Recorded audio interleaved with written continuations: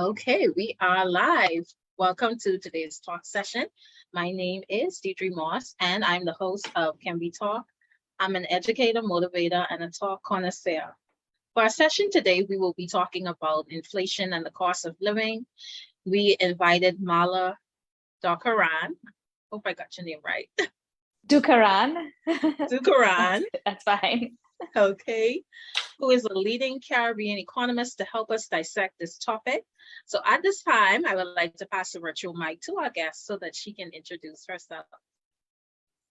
Thanks, Deidre. Well, as you said, my name is Marla Dukharan. I'm from Trinidad, but I'm living in Barbados. I've been here just about 4 years now. And I cover, from an economic standpoint, all of the economies in the Caribbean, and it's certainly never a dull moment.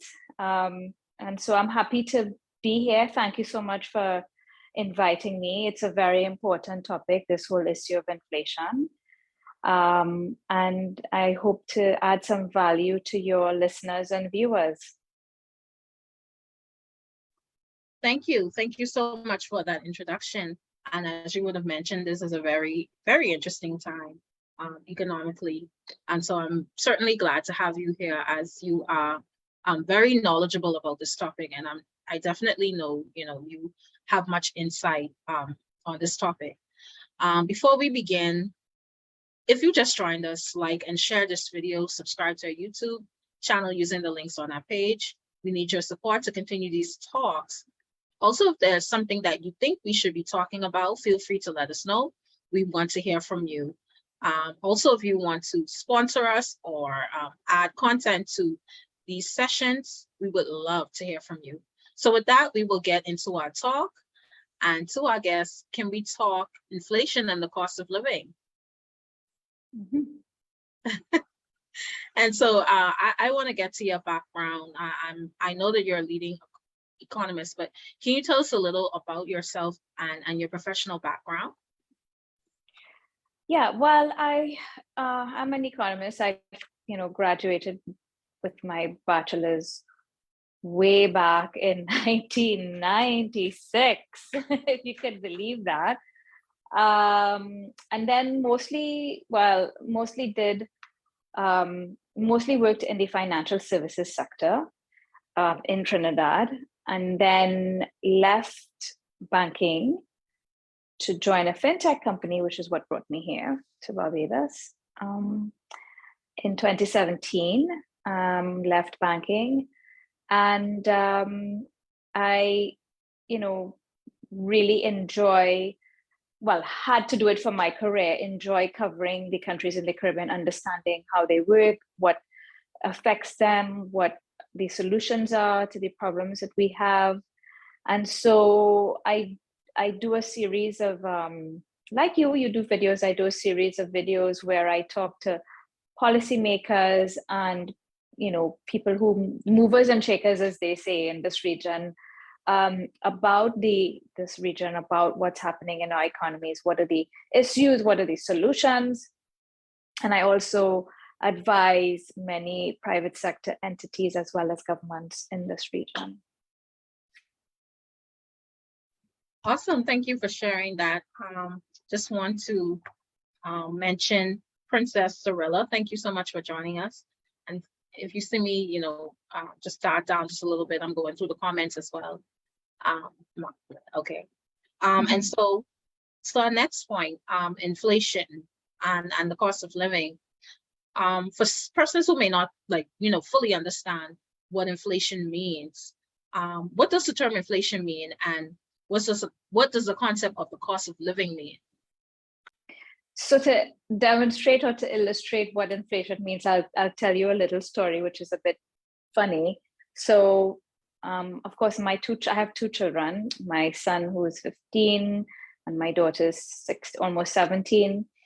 And I'm trying to remember which one, but one of them in preschool, the teachers were complaining about, oh my gosh, did you see how the prices are going up in the supermarket? I don't know how we're going to manage.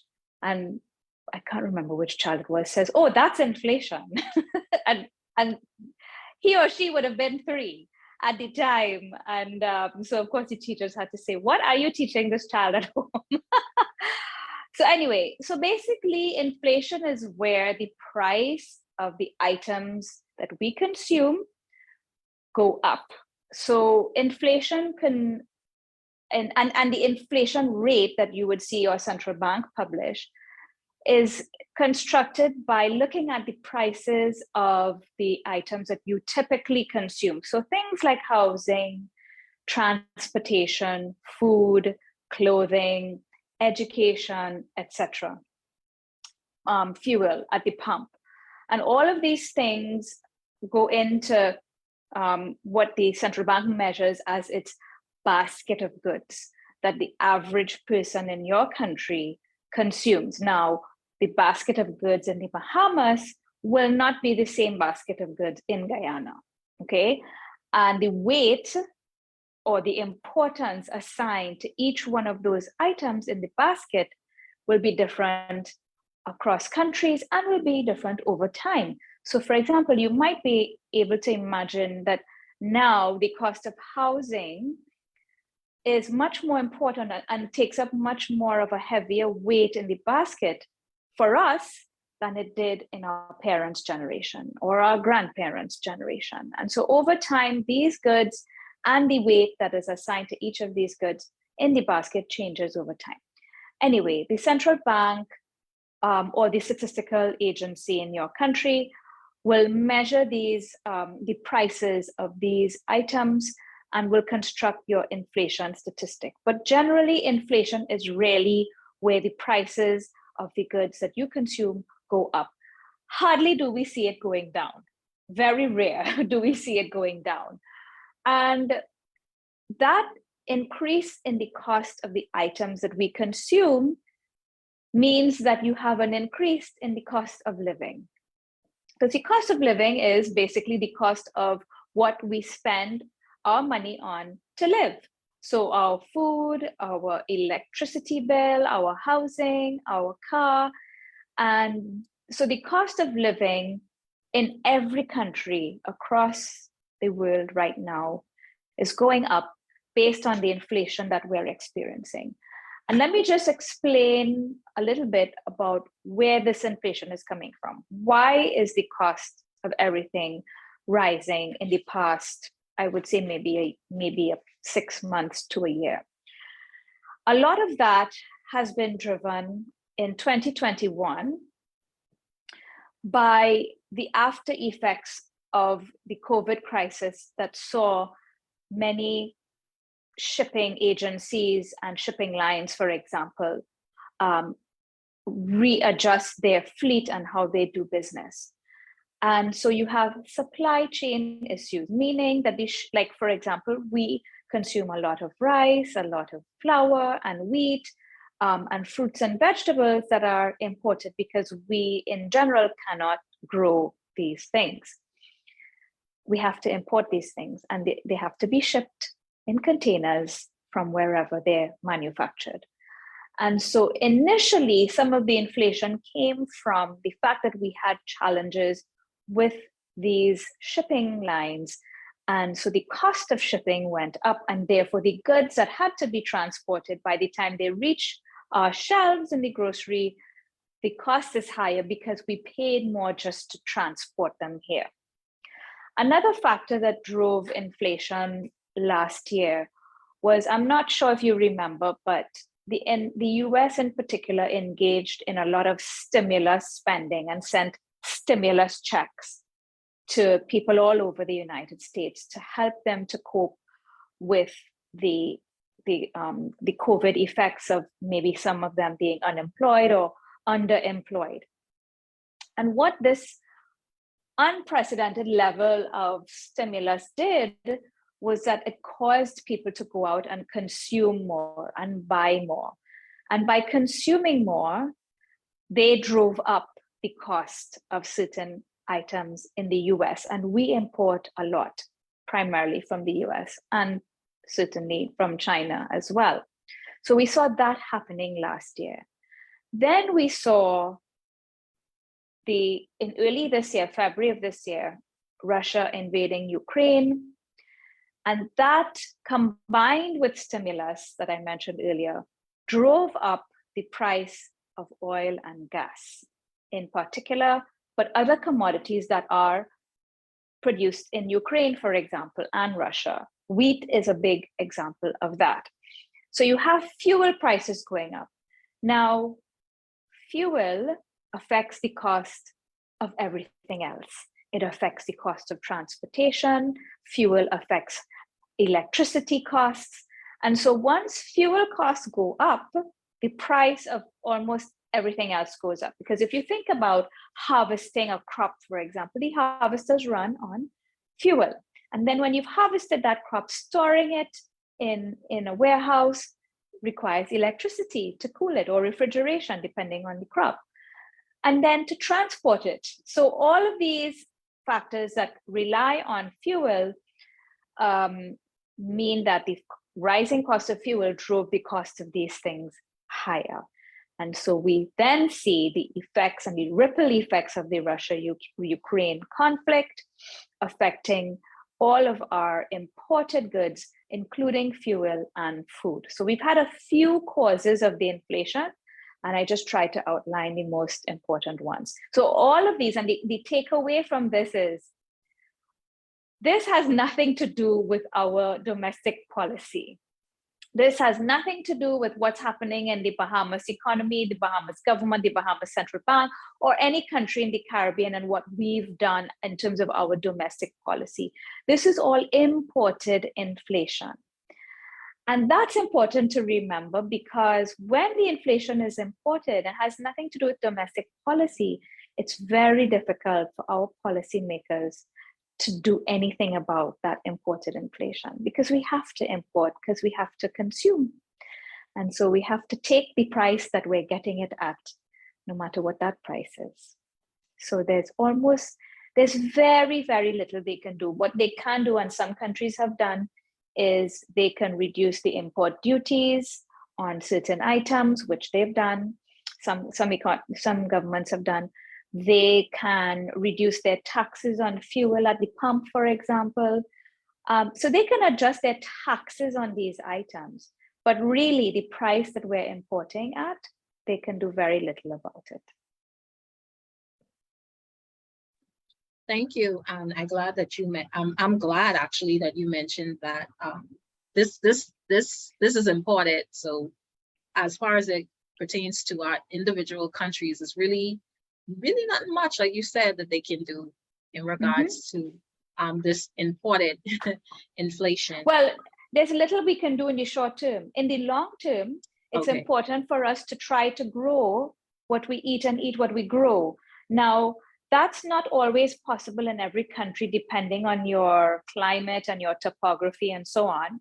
But just today, I read an article written by Daphne Ewing Chow, I think it was, in Forbes, about how the backyard gardening trend that has taken off in Jamaica has really blossomed. And because of the inflation, more and more Jamaicans are growing their own vegetables and so on. This is something we should do as much as we can within the constraints that we operate in. Absolutely. If that will lead us to more less important and more exporting. But definitely backyard gardening is definitely a thing. And we need to definitely look at being responsible for producing our own food. And so we want to view the Caribbean economic landscape. And so I just wanted to, get your take on the economic landscape in the Caribbean and how is it looking for us? So it's difficult to say in one sweeping statement how it looks, because it looks different for every country. You have Guyana on one end of the scale, that is the fastest growing economy in the whole world, because it is also the newest oil producing nation on earth. And then you have on the other end of the scale, my country, Trinidad and Tobago, which is still contracting. As of the first quarter of this year, Trinidad has contracted for 6 consecutive years. which is not a recession, that's a stagnation. And then you have every country in between. So you have Bahamas, you have Cayman, you have Barbados, you have the whole Eastern Caribbean, you have Jamaica, Dominican Republic, all of them showing positive growth to some degree or another. The other crisis country, of course, is Haiti. Bless them. What's happening these past few days and weeks is just mind-boggling. But across the Caribbean, you have a range of economic performance ranging from catastrophe all the way through to the fastest growing economy on earth. What I will say as well is that it feels to me like we are lurching from one crisis to the next. So we had, for example, at the end of 2019 in the Bahamas, you had Hurricane Dorian. And then on the heels of Hurricane Dorian, bam, you have the pandemic. I mean, these are the two worst crises that the Bahamas ever saw in its history. I actually wrote a whole paper on this because it's so heartbreaking, but quite important to reckon with how big this double whammy is for your economy. And so all of us were hit by COVID, some to a greater degree than others. And then you have, like last year, we had here in Barbados, Hurricane Elsa, Category 1 hit us. We had all of this ash fall from La Soufriere volcano. So many times I feel like, what is happening? Because it's just, you're almost breathless with one thing coming after the next, And now on top of Dorian and pandemic and La Soufriere and Hurricane Elsa, we then had hurricanes Fiona and Ian passing through. And then you have all of this inflation, right? And it makes you feel breathless. And so many of us are struggling. Many economies are struggling. Bahamas is not the only one.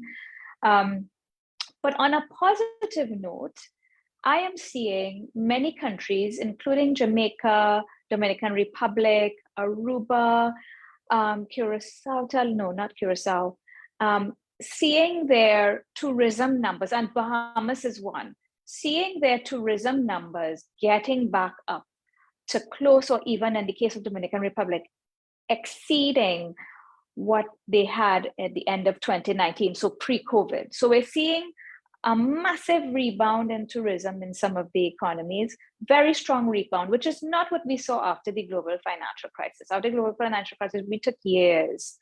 Some of us never got there, to the pre-crisis levels. But we're seeing some countries meeting and exceeding their pre-COVID tourism numbers, which is quite encouraging. So there is some glimmer of hope that our economies can recover in the next year or two, as the case may be. So like I said, mixed bag all around, but I feel like we're lurching from one crisis to the next. And the countries that are actually, I think faring the best are those that have been able to maintain their external price competitiveness for their export or tourism product. And then the countries that have had money put aside and saved so that they can spend money to compensate for what's happening as a result of COVID and as a result of the inflation. So the Cayman Islands, in my mind, stands out as this country that had, just before the crisis, the pandemic, over 600 million Caymanian dollars put aside, to help recover. We also saw St. Kitts and Nevis, I think, also had some money put aside, and they were able to spend as well. So that's something that I think each government needs to think about in its budgeting process. Yes, we're struggling. Yes, we're in a crisis, and we're in one crisis after the next, but maybe we need to put aside a little something and save it, even if it's a small amount, so that when we really need it, there is something to draw on.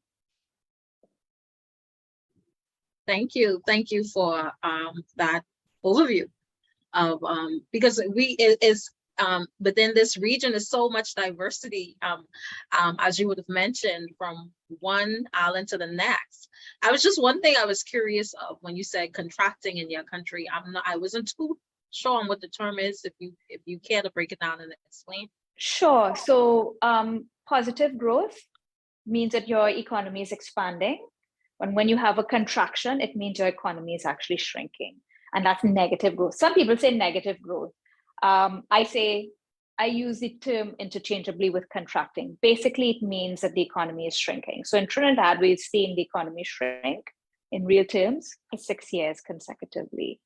Most economies in this region shrank in 2020 for obvious reasons.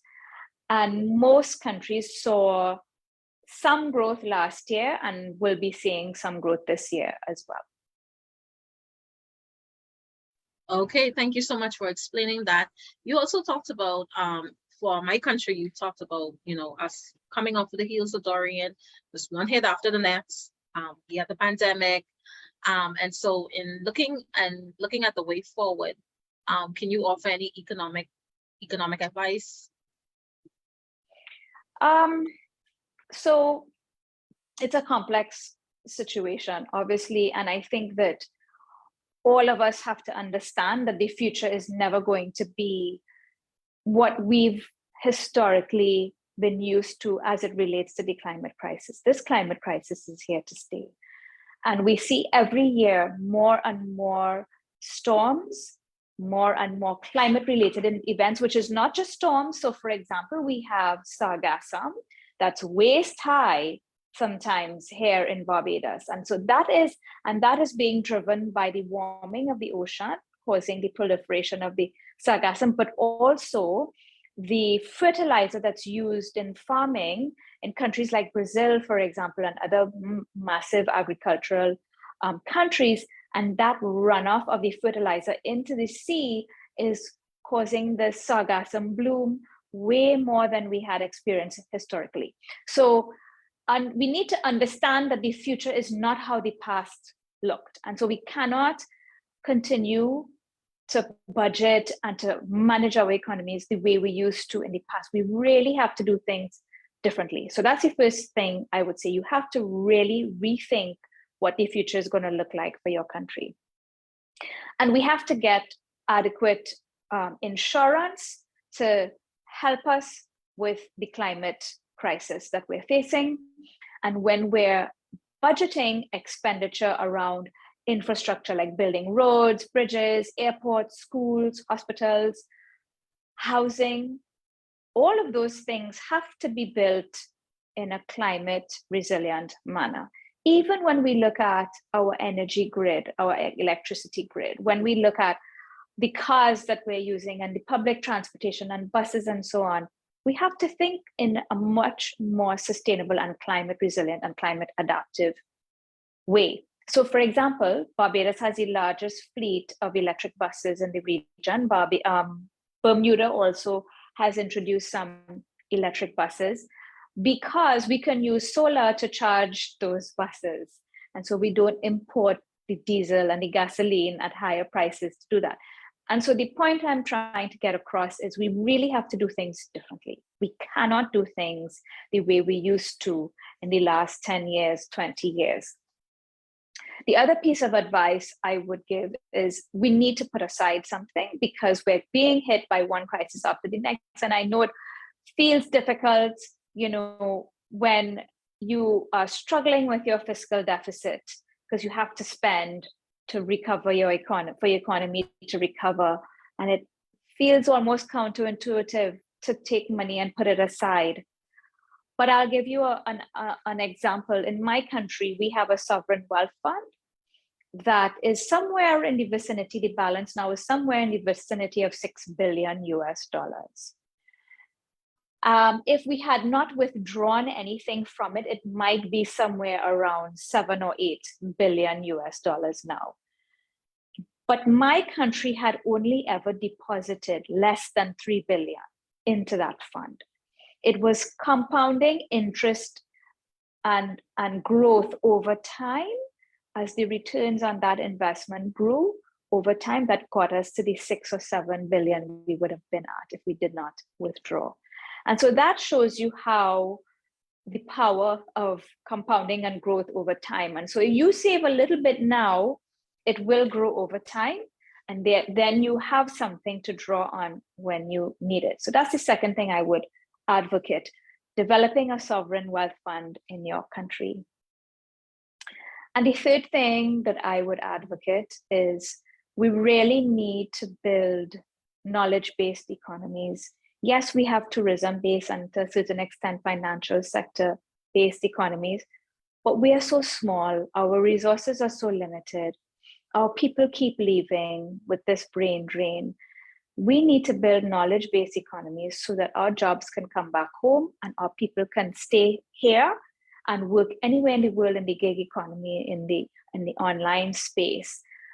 And when you look at the countries that have done the best in terms of boosting productivity and growing over time, Singapore is a good example of a small country that has no resources but invested in its people. This is what we really need to do. We need to invest in our people and educate our people and build knowledge-based economies and invite people in, because we also have an aging population problem. Invite the bright people in and the knowledgeable people in and build a knowledge-based economy that can earn foreign exchange from that labor and that knowledge over time and boost the productivity that we have domestically. Those are three things that I would recommend. And the fourth, last thing, we need to close the gender gap. If women were able to participate in the economy equal to men and earn the wages equal to men globally, we would add to the size of the global economy, we would add the size of the Chinese and the American economies to the world if women were treated equally as men. And you can think about that effect on our economy. So we really need, as governments and as private sector, to think about how do we empower women to participate equally in the labor force and to pay them equally as well. So that it will be a rising tide that will lift all of our boats, not just the women's, because women's reinvest their money and their earnings into their families and their communities more so than men. So that's the fourth thing, but it's by no means the least thing that I want to recommend that will definitely have positive effects on our economy. Thank you. Thank you for sharing those four things as it pertains to the wealth fund. A wealth fund. I know our government introduced VAT somewhere around, I think it's 2015. Introduced the VAT tax, and so I don't know how applicable that would be to kind of preserving monies or funds to help in times of when we have challenging times. I don't know how applicable that would be, but the government did introduce a VAT tax into our economic system. And so that in and of itself is a whole nother topic, because we need to understand where's our VAT, where's the money going, and how is it going to be applied within our economy. But that's a separate topic. But you also talk about the gender gap, which is very important. And as you would have mentioned, when you uplift women, you're uplifting the community, because women fall back into the community. And so I want to thank you. Definitely thank you for mentioning those two ones that stood out to me. And the other two were? Investing in climate resilience and climate adaptation, and building a knowledge-based economy. Yes, definitely. And when you say knowledge-based, could you quickly say what you're referring to? So when you think about how our economies evolved from the time we gained independence, most of us were agrarian and agriculture based. And then we became more service based. So then we did financial services and tourism. But when you think about the financial services sector, the majority of the labor in that sector in some countries, in Bahamas, for example, is imported labor. In Cayman, they've made some strides, and Bermuda made some strides, I think, in attracting more local labor. to upskill and to work in that sector. But across the board, our best and brightest people in this region leave, more so than they do in other small island developing states. Why are they leaving the Caribbean more than they're leaving the Pacific Islands? Something's not right here. And so we need to educate our people. Education is the number one way out of poverty, right? We need to educate our people, and we need to unlock this, because you know that you have this talent that is residing in the ether, if you know what I mean. People work online all the time and access work online all the time. Psychologists, lawyers, accountants, tax advisors, teachers, they do online work. And so that's a whole other sector and economy that we can tap into. One, by educating our people so that they can take advantage of the opportunities that exist globally in that space online. But also, we have wonderful physical and natural environments in the Caribbean that people spend lots of money to come and vacation in. Why not invite these people, digital nomads, to come and reside in our economies and help us to access that space, help our communities to see the opportunities in that space, help to educate the younger generation about not just aspiring to finishing school and looking for a job in the government or in a hotel or in a bank, but maybe skilling myself so that I can get a job that's completely online, that I can sit in the Bahamas and do, as opposed to leaving my country to go to the United States, to Canada, to the UK, to Europe, to then build somebody else's economy. And so that knowledge base comes from educating people, and also educating your own people, but also creating the opportunities at the same time and inviting those who know how to do this, who've done it well, inviting them to help create that space and that opportunity and that, how should I say, that culture of gig economy and online work, as opposed to the traditional work that, you know, we did and the way our economies were structured for the last 20, 30 years. Thank you so much for breaking that down and explaining that. And you mentioned some very important things we in the Caribbean have experienced brain drain, and a lot of our best and brightest are leaving; they're not staying.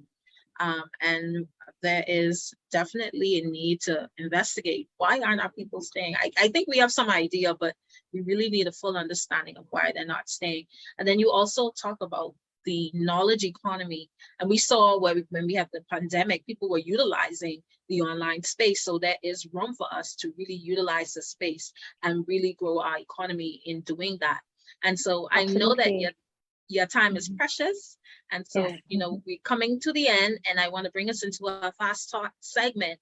So we've arrived at this segment. You have 60 seconds to answer each of these questions, and the first one is.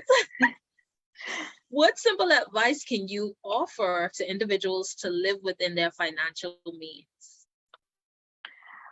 In the first place, you have to create a budget. If your financial means is $10, you have to create a budget that tells you and that prescribes how you spend those $10 per month, so that you don't spend, just as we say in Trinidad, buy faps. And you just one day wake up and realize you're halfway through the month and, oh my God, I've spent much more than I earned.